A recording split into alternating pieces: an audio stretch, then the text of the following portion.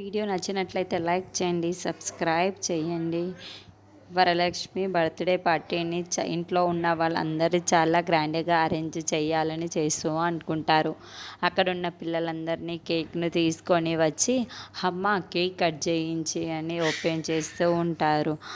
ఇంతలో birthday cake happy birthday అమ్మ వెన్నెల అని చెప్పేసి రాసి ఉంటుంది.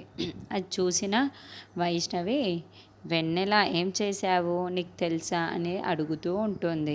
ఆ మాటలు వినగానే అక్కడున్న వెన్నెల మాత్రం ఏం జరిగింది వైష్ణవి అని అడుగుతూ ఉంటుంది. చూడు కేక్ మీద నీ ఒక్కదాని పేరే ఉంది, నా పేరు లేదు అంటే నేను నీ అమ్మకి ఇష్టం లేదని నువ్వు చెప్పడానికా సింబల్గా ఇలా చేశావు కదా అని అంటూ ఉంటుంది. ఆ మాటలు వినగానే అక్కడున్న వెన్నెల మాత్రం ఎందుకు ఇలా జరిగిందో నాకు తెలియదు, కానీ నేను మాత్రం ఇలా చేయించలేదు వైష్ణవి అని చెప్తూ ఉంటుంది.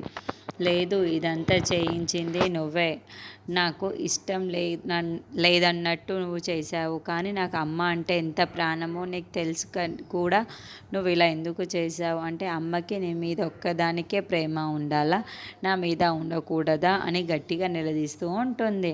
ఆ మాటలు వినగానే అక్కడున్న వెన్నెల ఒక్కసారికి షాక్ అయిపోతూ ఉంటుంది. నిజం వెన్నెల, నిజం వైష్ణవి, ఎందుకు అలా జరిగిందో నాకు అర్థం కావటం లేదు, నేను ఇలా చెయ్యలేదు అని చెప్తూ ఉంటుంది.